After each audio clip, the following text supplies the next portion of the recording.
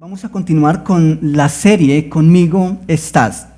Esta es la tercera charla de esta serie y siento que para tomar o captar mejor, no sé si toda la profundidad de lo que el rey David quiso expresar cuando escribió este salmo, pero por lo menos para comprender un poco más lo que vamos a ver esta mañana, a mí me gustaría que fuéramos al comienzo del Salmo, es decir, vamos a ir al Salmo 139 y vamos a mirar desde el versículo 1 en adelante y vamos a recordar las diferentes como etapas o simplemente la estructura en la que David escribió este Salmo. Entonces miramos el versículo 1, dice: Oh Jehová, tú me has examinado y conocido.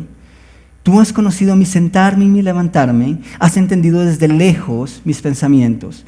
Has escudriñado mi andar y mi reposo, y todos mis caminos te son conocidos. Pues aún no está la palabra en mi lengua, y he aquí, oh Jehová, tú la sabes toda. Detrás y delante me rodeaste, y sobre mí pusiste tu mano. Tal conocimiento es demasiado maravilloso para mí, alto es, no lo puedo comprender. Y dijimos que en esos versículos que acabamos de leer, simplemente David está exaltando o está reconociendo la omnisciencia de Dios, es decir, el hecho de que Dios lo sabe absolutamente todo.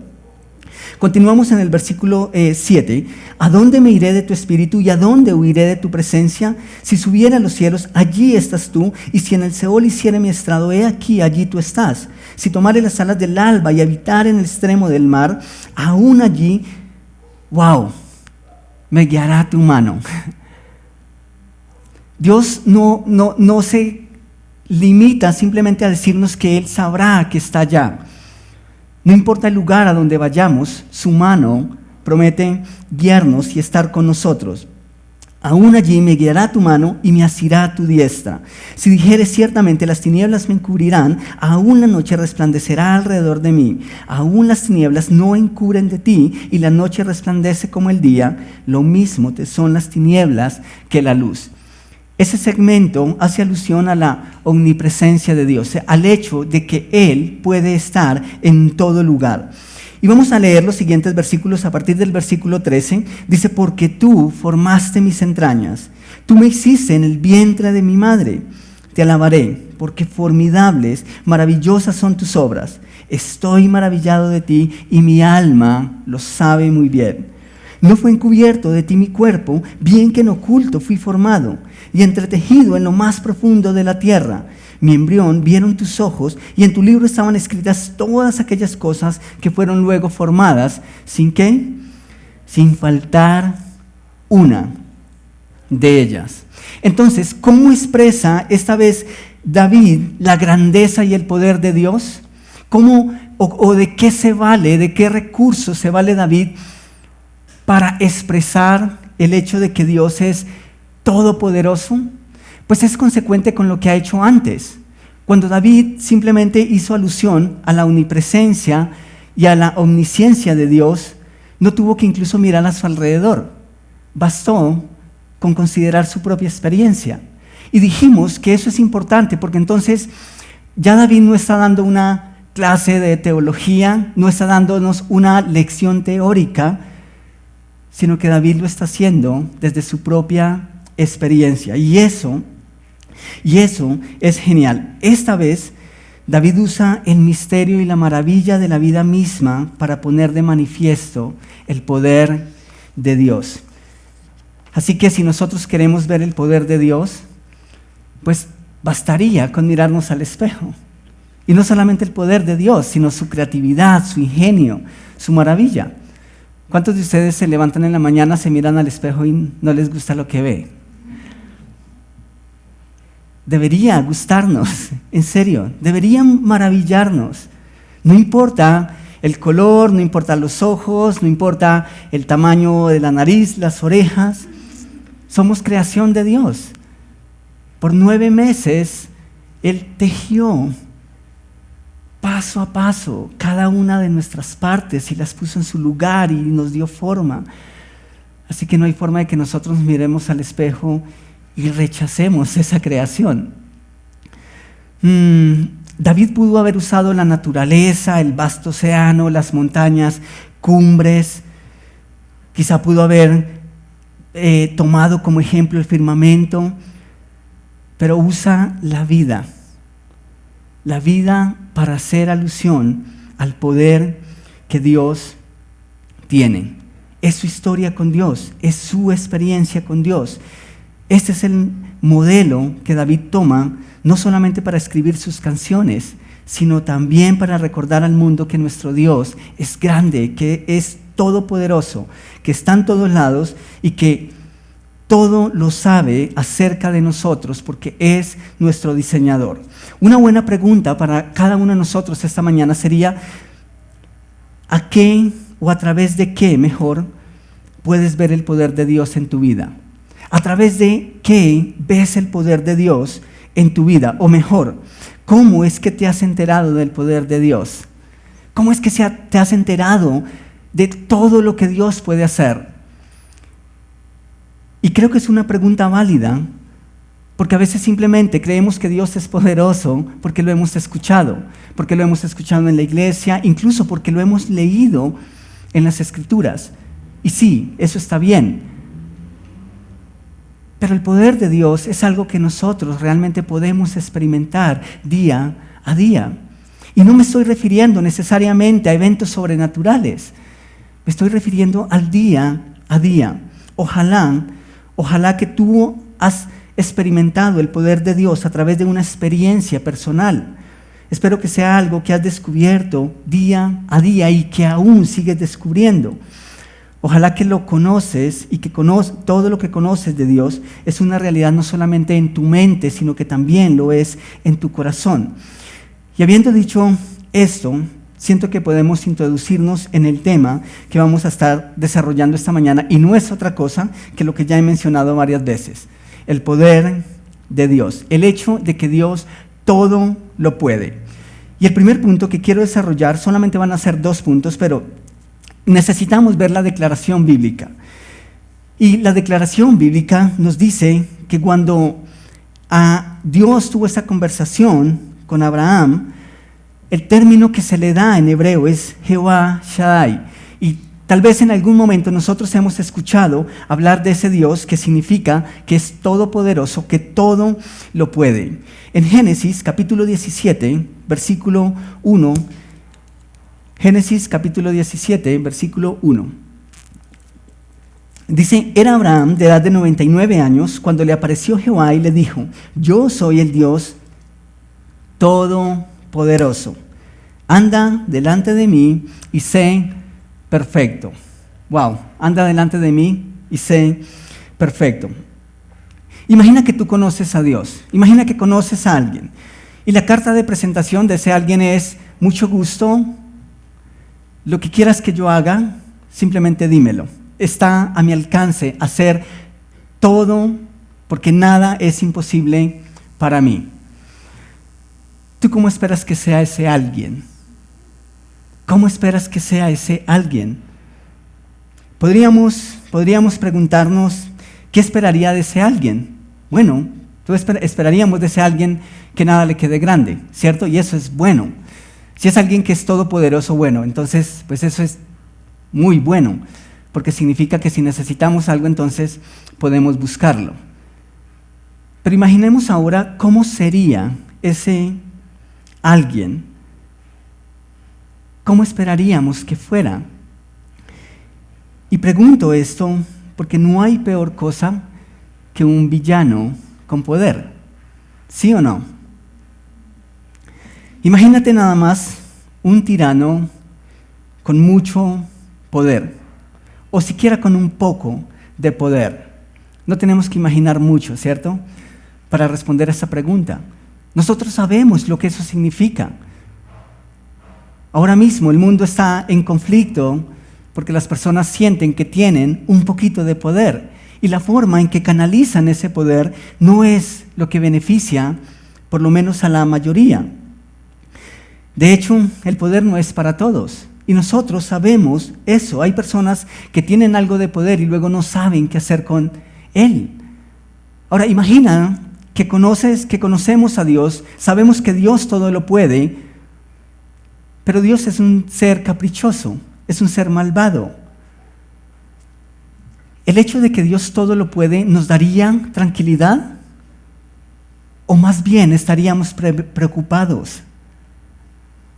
¿Ustedes se imaginan donde las personas que nos menosprecian o que de pronto no somos de nuestro agrado, del agrado para ellos del todo, tal vez ese compañero de oficina que te hace la vida imposible? ¿Te imaginas esa persona que fuera todopoderoso? ¿Qué pasaría contigo? Sería un caos, sería un caos. Mientras estuve en la compañía, y eso es curioso, tuve compañeros que como compañeros fueron excelentes personas. Y no digo que después no fueron excelentes personas, pero mientras estuvieron al mismo nivel con otras personas, fueron impresionantes, fueron excelentes compañeros de trabajo, pero luego se les dio la oportunidad de ascender o de mejorar un poco su cargo. Y simplemente no pudieron. Y no me estoy refiriendo a las capacidades, porque ciertamente las tenían, pero luego la actitud cambió. Así que no estamos hablando de capacidades, estamos hablando de lo que hacemos nosotros cuando sentimos que tenemos algo de poder. No es en vano que las personas que tienen mucho dinero, y Jesús habló mucho de eso, su confianza está en el dinero. Y en la sociedad y en el mundo en que nosotros vivimos, sentimos de una u otra forma que el dinero todo lo puede. Y a veces llegamos a pensar eso. Y la verdad, el mensaje que recibimos a veces de todos los medios es que el que tiene dinero, pues tiene el poder y que puede hacer todo lo que quiere. Entonces imaginemos por un instante nada más un villano con todo el poder. ¿Cómo es posible entonces que Dios pueda hacer todo y a la vez ser amor, a la vez no ser un villano, a la vez no ser un malvado? ¿Cómo es que Dios puede hacer todo y cómo es que nosotros podemos estar tranquilos en esa verdad? Aquí toma mucha importancia el hecho de que Dios todo lo sabe. ¿Puedes imaginar por un instante si un ser que todo lo puede hiciera todo lo que nosotros le pedimos? Dios todo lo sabe. Dios sabe que lo que nosotros pedimos cuando la persona que va delante de nosotros nos cerró en la carretera, Dios sabe lo que nosotros pedimos. Y menos mal que no es un ser que todo lo puede actuando a favor de nuestros caprichos. Eso sería trágico. Gracias a Dios que Él se controla. Gracias a Dios que Él no usa el poder como lo usaríamos tal vez nosotros. ¿Qué sería ese algo que Dios haría si simplemente atendiera todos los deseos de la humanidad? ¡Wow! No me imagino. Pero aquí necesitamos mirarlo de una manera negativa, ¿sí? Estamos diciendo que Dios todo lo puede, pero para entender la realidad de que aunque Dios es todopoderoso y todo lo puede hacer, pero que no puede ver el mal o cometer el mal, necesitamos decir que Dios no puede ir en contra de su naturaleza. Y esa es la razón. Dios es todopoderoso, pero en su naturaleza moral no tiene y no hay opción de maldad. Y por eso nosotros podemos estar tranquilos. En serio. De hecho, a veces tenemos miedo de que algunas personas tengan poder. ¿Es verdad o no? Sí, hay personas que nosotros no elegiríamos para ponerlas en cierto lugar, porque tenemos miedo, porque tememos a lo que esa persona pueda hacer con la autoridad y el poder que se le pueda otorgar. Pero si hay algo que Dios no puede hacer es ir en contra de su naturaleza santa. Él es santo, Él no puede cometer pecado. Entonces, ¿cómo? ¿De qué manera esto es benéfico para nosotros? Pues significa que Dios no va a actuar con injusticia. Significa que podemos confiar en el hecho de que no va a actuar de acuerdo a sus emociones, sino de acuerdo a su naturaleza moral. Wow, eso es muy bueno. Eso es muy bueno y podemos estar completamente confiados en eso. Imagínate que Dios es como nosotros, que un día nos levantamos con el pie derecho, entonces todo es color de rosa y estamos felices, prometemos, de hecho nos levantamos con todas las intenciones y nos repetimos una y otra vez, hoy no voy a discutir con nadie, hoy voy a mantener la calma. Y empezamos el día. ¿Y cuánto dura la calma? Transmilenio, la persona que se cola en la fila, la persona que sacó el perrito y no hizo lo que debía hacer, en fin. Y empezamos a perder la tranquilidad. Y es impresionante cómo nuestras emociones, cómo nuestros sentimientos influyen en las decisiones que tomamos. Pero Dios es diferente. Dios no toma decisiones motivado o con base en sus estados de ánimo, sino con base en su naturaleza moral. Y Dios es santo. Por eso podemos confiar en Él. Nosotros hemos conocido el amigo, el tío, el hermano pudiente, que en alguna ocasión nos prometió algo, ¿cierto? Y de repente, por algo que hicimos, por algo que dejamos de hacer, ese hermano dijo, o ese tío o ese amigo dijo, no más, no más. Y está bien, está en todo su derecho. Incluso conozco personas que prometieron ayudar a alguien, incluso prometieron ayudarle con su carrera universitaria, siempre y cuando hicieran o invirtieran sus vidas en lo que él esperaba o en lo que esas personas esperaban. Y nuestras ayudas y la ayuda humana llega de esa manera. Y no es para juzgar, no es para culparnos. Porque de una u otra forma nosotros somos limitados, no somos Dios. También conocemos el caso de personas que eran pudientes y que prometieron ayudar a alguien, pero la posición económica empezó a cambiar todo. ¿Y qué pasó? Pues esas ayudas se perdieron. Es el caso de muchos misioneros en el mundo. Y eso es triste, pero cada vez, así como hay iglesias que se suman a la ofrenda misionera, también hay iglesias que llaman a sus misioneros y les dicen, a partir de este año no podemos más. Y no es porque no quieran hacerlo, a veces es porque sus recursos son limitados. No somos Dios. Pero qué bueno que Dios no toma ese tipo de decisiones, sino que se basa en su naturaleza santa. Entonces, pues nosotros no somos todopoderosos. Y qué bueno, ¿cierto? ¿Qué haríamos? ¿Qué haríamos nosotros con tanto poder? Nadie lo es, excepto Dios. Vamos a mirar un texto en Isaías, capítulo 40, versículos 12 al 29, y voy a estar haciendo unas pausas entre algunos versículos, así que por favor no pierdan el hilo, y igual, si prefieren mirar la pantalla, los versículos están ahí. Pueden copiar las citas y después hacer la comparación. No vaya a ser que de pronto hayamos metido la mano mal y les engañamos con un texto que no es. El versículo 12 de Isaías 40 dice, ¿quién midió las aguas con el hueco de su mano y los cielos con su palmo? Con 3 dedos juntó el polvo de la tierra y pesó los montes con balanza y con pesas los collados. ¡Wow! Quiero que leamos eso otra vez. ¿Quién midió las aguas con el hueco de su mano y los cielos con su palmo? Con 3 dedos juntó el polvo de la tierra y pesó los montes con balanza y con pesas los collados. Dios tiene el poder, y solo Él, no solo para crear el universo, sino para mantener el equilibrio perfecto. Eso es lo que está proyectando el profeta Isaías.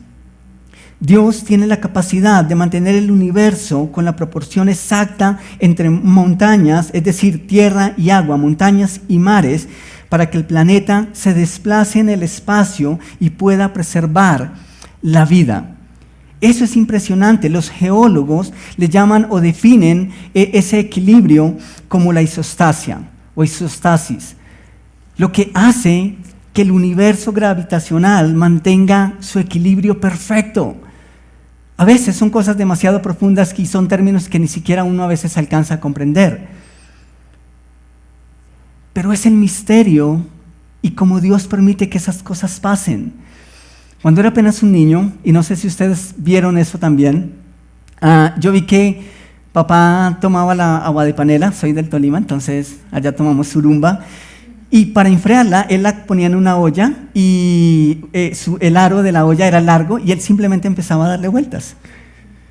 Y la maravilla era que eso no se regaba, esa agua panela no se regaba. Estaba súper caliente y obviamente uno le daba miedo de niño, pero esa bebida no se regaba. Y entonces, cuando yo soy el de la mitad, tengo 2 hermanos mayores, tengo 2 hermanos menores. Pues cuando mis hermanos nacieron, los menores, parte de la responsabilidad que uno como hermano mayor asume es cuidar de su hermano menor.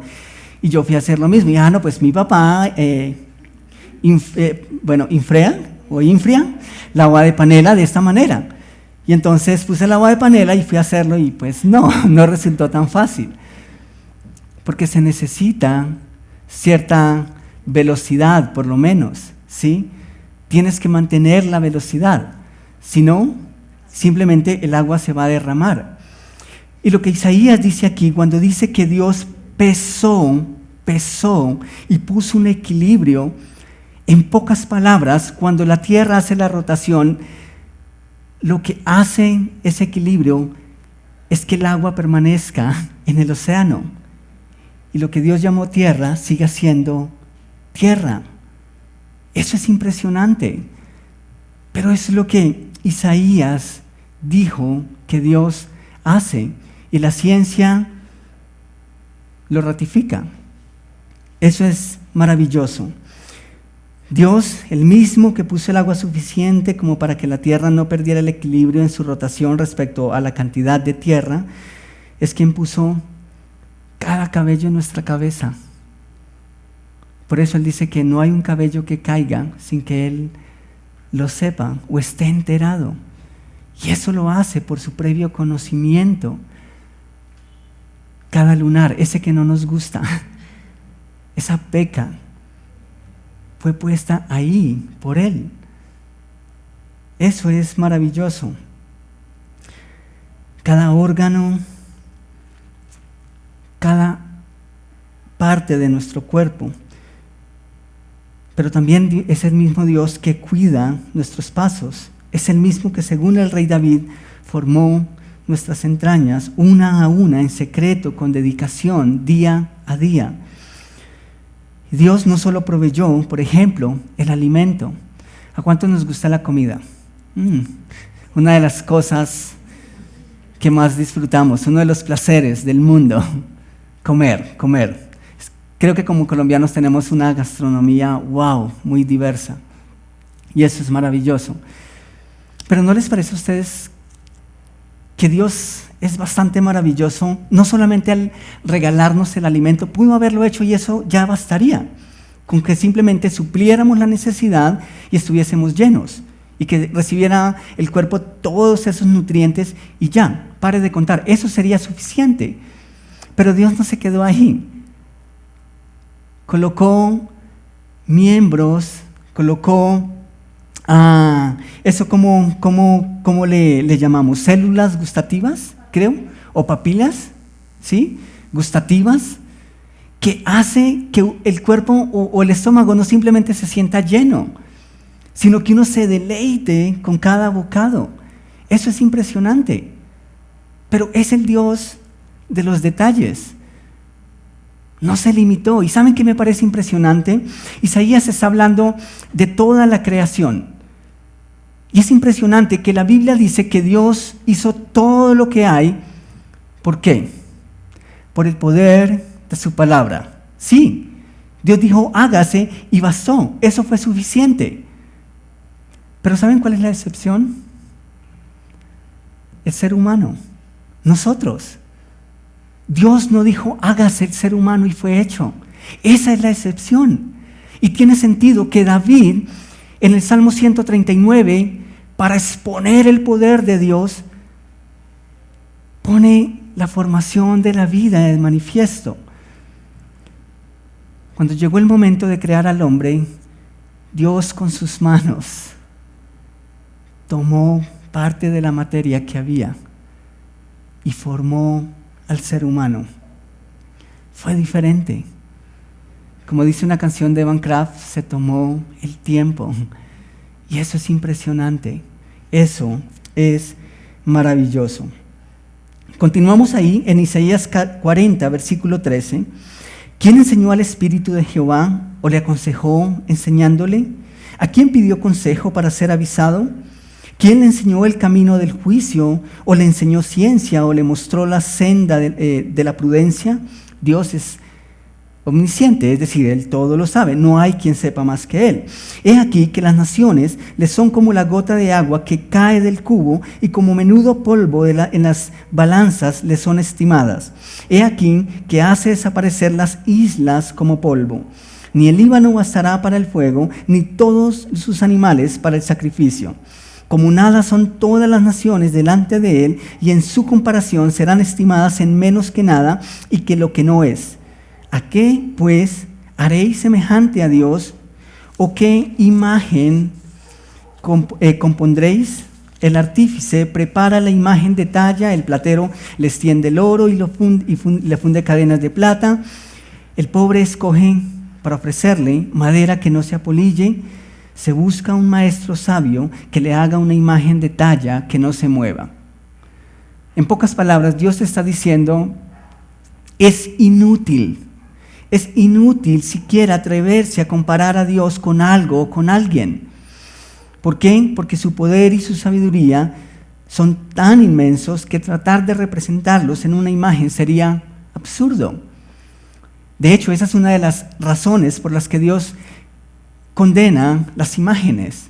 Porque ¿quién? ¿Qué imagen se le puede comparar? Él es demasiado grande, Él es demasiado poderoso. Es difícil medirlo.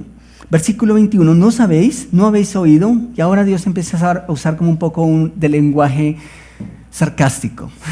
Eso parece curioso, pero Dios lo hace, Él tiene el poder para hacerlo. Dice, ¿no sabéis? ¿No habéis oído? ¿Nunca os lo han dicho desde el principio? ¿No habéis sido enseñados desde que la tierra se fundó? Él está sentado sobre el círculo de la tierra, cuyos moradores son como langostas. Sí, usted y yo. Jamás nos habíamos sentido tan despreciados, ¿cierto?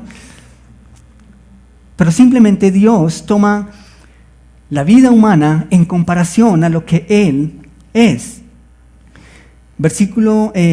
Sigue el versículo, Él extiende los cielos como una cortina, los despliega como una tienda para morar. Él convierte en nada a los poderosos y a los que gobiernan la tierra hace como cosa vana. Y eso incluye a todos, absolutamente a todos, como si nunca hubieran sido plantados, como si nunca hubieran sido sembrados, como si nunca su tronco hubiera tenido raíz en la tierra. Tan pronto como sopla, en ellos se caen y el torbellino los lleva como hojarasca. ¿A qué, pues, me haréis semejante y me compararéis? Dice el Santo, levantad en alto vuestros ojos y mirad quién creó estas cosas. Él saca y cuenta su ejército, a todos llama por su nombre, por sus nombres, ninguna faltará. Tal es la grandeza y su fuerza y el poder de su dominio. ¿Por qué dices, oh Jacob, y hablas tú, Israel, mi camino está escondido de Jehová y de mi Dios pasó mi juicio? Dios sabía el pensamiento del pueblo. Y el pensamiento del pueblo era, Dios nos ha abandonado, nos ha dejado solos, nos ha desamparado, nuestras oraciones no están llegando. Y entonces Dios le responde de esta manera, aquí estoy, soy Dios. Independiente de las circunstancias, independiente de las cosas que ustedes están experimentando, yo sigo siendo Dios. Y aunque Dios no necesita defensa, es impresionante la forma en cómo Dios se refiere a sí mismo en las palabras del profeta Isaías. Básicamente les dice, ¿cómo se atreven a pensar que los he olvidado, que he ignorado su condición? Yo soy Dios, nada sale de mi control. Y por último, el versículo 28 dice, ¿no has sabido, no has oído que el Dios eterno es Jehová, el cual creó los confines de la tierra? No desfallece, ni se fatiga con cansancio, y su entendimiento no hay quien lo alcance. Él da esfuerzo al cansado y multiplica las fuerzas al que no tiene ningunas. Wow, eso es maravilloso. ¿Cuántos de ustedes se sienten cansados? Ok. ¿Cuántos de ustedes que tienen hijos han recibido la queja un sábado en la tarde? Es que tú no pasas tiempo conmigo. Incluso esposas. Y no les puedo asegurar que es que sus esposos no quieren y sus papás no quieren pasar tiempo con ustedes. es que somos humanos y a veces nos cansamos, a veces queremos hacer muchas cosas, pero nuestra fuerza es limitada. Pues Dios no se cansa, Dios no se fatiga. Por eso es que para Dios no hay horario y por eso es que para nosotros no hay una limitante en un momento en el que podamos pensar siquiera, en este momento no puedo buscar a Dios. Dios está descansando, no, eso no ocurre, ¿sí? Incluso en el Génesis, cuando Dios dijo que guardó reposo, eso fue un patrón para nosotros, no para Él. Dios no descansa porque Dios no se fatiga. Y qué bueno que nos promete sus fuerzas, porque nosotros sí nos cansamos. Entonces, iglesia, nuestro Dios no se cansa, Él no se cansa. Nuestro Dios tiene recursos ilimitados, sus recursos son ilimitados. No le hace falta nada, ni tampoco necesita de nadie. Y Él nunca dejará de ser. Él no se mueve de acuerdo a sus estados de ánimo. Como dice el apóstol Pablo, no hay sombra de variación en Él. Y creo que ese versículo nos ayuda a hacer la transición entre el punto que acabamos de desarrollar y el siguiente punto. Y quiero que vayan a Santiago, capítulo 1, versículo 17. Santiago, capítulo 1, versículo 17, dice: toda buena dádiva y todo don perfecto desciende de lo alto, del Padre de las luces, en el cual no hay mudanza ni sombra de variación. Algunas personas confunden el hecho de que Dios no cambia con que Dios es un Dios estático. Y es todo lo contrario. Dios ha estado actuando todo el tiempo. Dios no está quieto. El hecho de que Él no cambia significa que Dios no cambia en su carácter santo, en su carácter moral. Pero ha estado todo el tiempo pendiente de su creación. Dios no varía, pero todo lo que Él hace es bueno. ¿Eso qué significa? Que todo lo que Él va a seguir haciendo va a seguir siendo bueno. Y el punto número 2 tiene que ver con su poder, pero también con su autoridad. Estas son dos cosas que nosotros necesitamos tener en cuenta. Dios puede y no tiene que pedir permiso a nadie. ¿Ustedes han sentido alguna vez frustración porque ustedes dicen: es que yo lo sé hacer? Es que yo tengo los recursos para hacerlo, pero no me dejan. Eso es frustrante. Yo lo he experimentado muchas veces y seguramente ustedes también lo han experimentado. Pero se necesitan esas dos cosas. No solo se necesita la capacidad de hacerlo, sino también la autoridad, el derecho para hacerlo. Ese es el sueño, de hecho, de muchos. Queremos tener el poder para hacerlo. Y algunos, aunque tienen el poder, no tienen la autoridad.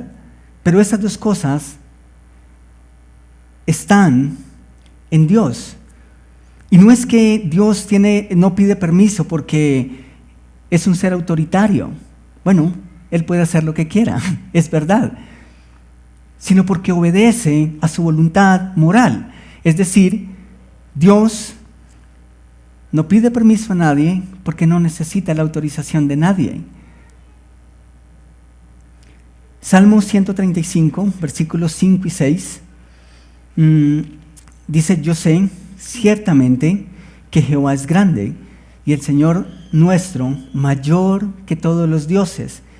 El versículo 6, y deberíamos resaltar eso en nuestra Biblia: todo lo que hace Jehová quiere. Todo lo que Jehová quiere, lo hace. En los cielos y en la tierra, en los mares y en todos los abismos. ¡Wow! Sí, eso es verdad. Así que cuando pase algo que no nos guste la próxima vez, y la respuesta a ¿por qué Dios lo hace? Es porque Él lo quiere. ¿Por qué pasa esto? Pues porque Dios quiere. Él lo hizo. Muchas de las cosas que, si bien no son arte de Él, pues son permitidas por Él. pero no significa que esas cosas escapan a su control. Salmo 115, versículo 3, dice, nuestro Dios está en los cielos, todo lo que quiso ha hecho. Todo lo que quiso ha hecho. Necesitamos entender que Dios no solo tiene el poder, sino que tiene la autoridad. Por eso nosotros podemos descansar en sus designios, porque hay gente que ciertamente tiene el poder para hacer ciertas cosas, pero no tienen la autoridad. Y si no tienen la autoridad es porque alguien más está por encima. Pero no hay nadie por encima de Dios. Significa que alguien tiene que estar por encima porque esa persona es limitado y necesita a alguien que le controle. Por eso todas nuestras instituciones tienen a alguien más allá que supervise. Uno espera que lo hagan bien. Pero por eso tenemos una procuraduría, por eso tenemos una personería, por eso tenemos tantas entidades, porque se supone que están para vigilar a aquellos que nos gobiernan. O sea, ellos no tienen todo el poder. Pero cuando nosotros miramos a nuestro Dios, las cosas son diferentes. Él no necesita pedirle consentimiento a nadie. Eso es genial. Romanos capítulo 9, versículos 20 y 21. Antes que nada, oh hombre, ¿quién eres tú para que contradigas a Dios? Dirá el vaso formado al que lo formó, ¿por qué me hiciste así? ¿O no tiene autoridad el alfarero sobre el barro para hacer de la misma masa un vaso para uso honroso y otro para uso común? ¿Qué significa esto? En la antigüedad, o por lo menos en el contexto en el que Pablo está escribiendo, era muy común el pato. ¿Ustedes usaron pato alguna vez? Eso era más del campo. En las zonas rurales, el pato o la bacenilla es el elemento que se deja debajo de la cama porque pues, no queremos salir en la noche a buscar el arbolito o el pozo séptico. Entonces tenían el pato o la bacenilla.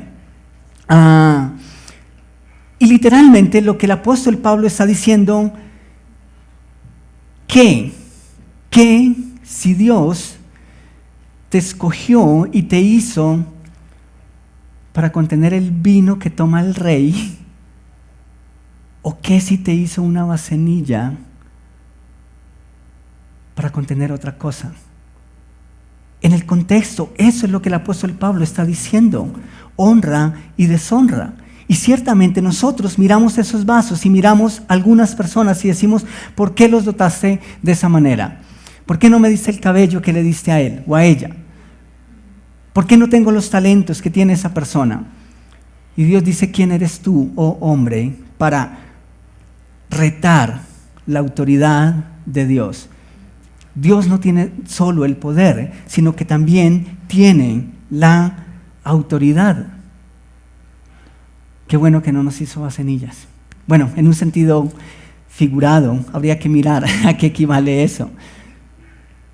Pero Dios tiene la autoridad, Él puede hacerlo. Entonces, si entendemos esto bien, ¿por qué habríamos de estar angustiados o renegando por un día de lluvia? ¿Cierto? ¿Por qué deberíamos de hacerlo cuando el día está muy soleado? ¿Por qué habríamos de estar alterados por las cosas que ocurren a nuestro alrededor? Y yo quisiera en este instante hablarles desde la experiencia, pero es de mis luchas todos los días. Pero si Dios es así, ¿qué nos debería afanar? ¿Por qué deberíamos estar angustiados? ¿Por qué deberíamos estar preocupados? Si Él es la máxima autoridad, quien tiene todo el poder, pero además todo lo que proviene de Él es bueno, entonces, ¿no deberíamos estar tranquilos? ¿No deberíamos estar confiados en Él? Iglesia, amigos, hermanos, Dios no solo es el dador de vida, sino que es aquel que la sustenta. No estamos a la deriva en el universo. Y de la manera en que comenzamos esta mañana, yo deseo terminar. Y quiero retomar la expresión más sublime de poder, y eso no es otra cosa que la vida. Eso fue lo que leímos de David. no es otra cosa que la capacidad, la facultad y el poder de dar vida. Y esto es algo que Dios no comparte con nadie. Es algo que solo Él puede hacer. Solo hay alguien que puede dar vida y ese alguien es Dios.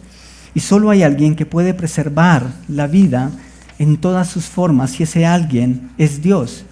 Y solo hay alguien que puede guardar nuestros corazones y nuestros pensamientos y ese alguien es Dios por el poder y por su conocimiento infinito. Pero saben, hay una maravilla aún más allá de cualquier manifestación de poder que nosotros podamos ver a este nivel. Y tiene que ver con la gloria venidera. Tiene que ver con que en un día, así como cantábamos al final, vamos a contemplar la gloria de Dios en todo su esplendor. Pablo dice que por ahora simplemente podemos visualizar un poco de eso, pero ese día va a llegar. Tiene que ver con nuestra gloria y con nuestra seguridad eterna. Y entonces la expresión del poder de Dios a través de la vida, como lo hizo David, es lo que vemos aquí y ahora. Pero quiero terminar con dos textos más que nos invitan a pensar más allá del aquí y del ahora. Porque si esto que vemos es maravilloso, con todo lo que vemos a la luz de la Escritura, lo que viene ni siquiera se le puede comparar. Entonces en Mateo capítulo 18, capítulo 10, versículo 28, Jesús dice: y no temáis a los que matan el cuerpo, mas el alma no pueden matar. Temed más bien a aquel que puede destruir el alma y el cuerpo en el infierno. Básicamente Jesús está diciendo, hay unos que creen y hay otros que no creen. Y hay unos que se oponen a la enseñanza de Jesús y ciertamente nosotros pudiéramos callar. Pero Jesús dice, no tengan miedo, porque aunque en este mundo reciban persecución, aunque en este mundo experimenten dolor, llanto, persecución, tienen la seguridad de la vida eterna. Solo los que han creído en mí. Así que por favor, antes de pensar y meditar en lo que está pasando aquí y ahora, deberían considerar a aquel que tiene la autoridad para castigar. Así que si tú no has aceptado a Cristo en tu corazón, si tú no has conocido el mensaje del Evangelio, necesitas ponerte a cuentas con Dios. Necesitas arreglar tu condición delante de Dios. No importa cuán maravillosa sea la vida aquí, no importa si comprendemos las palabras de Dios aquí y ahora, tu eternidad está en las manos de Dios. Así que, si no estás seguro, si no estás segura de tu salvación, de tu eternidad en la presencia de Dios, yo te invitaría para que esta mañana consideraras esa realidad, que meditaras en eso y que te pusieras a cuentas con Dios. Si estás a través de la pantalla, simplemente puedes escribirnos un mensaje, un comentario, y nosotros con gusto te guiaremos, escucharemos y trataremos de establecer una comunión o una comunicación contigo. Pero si estás en este lugar y no tienes a Cristo en tu corazón, yo te pido que ojalá esta mañana das ese paso, que ojalá esta mañana tienes esa seguridad. Pero si ya eres creyente, si ya llevas una vida con Jesús, Juan capítulo 10, versículo 29, Jesús dice, mi Padre que me las dio, Jesús está diciendo, mi Padre que las puso en mi mano, mi Padre que los trajo hasta mí, es mayor que todos. Y nadie las puede arrebatar de la mano de mi Padre. No importa las vueltas que dé la vida, no importan las circunstancias a nuestro alrededor, Dios y su mano es lo suficientemente grande, lo suficiente como para recorrer, ir, venir y no salir de su mano. Eso es maravilloso. Nadie es más grande que Dios. Nada ni nadie puede sacarnos de sus propósitos, ni puede interrumpir su voluntad aplicada a nuestras vidas. Solo nos basta recordar cada vez que Él todo lo hace y que todo lo que permite es para el beneficio de sus hijos, porque Él es santo y porque no hará nada que transgreda el ciclo de la vida en todas sus formas. Tomemos un momento para orar, por favor. Padre, yo quiero darte muchas gracias porque eres infinito.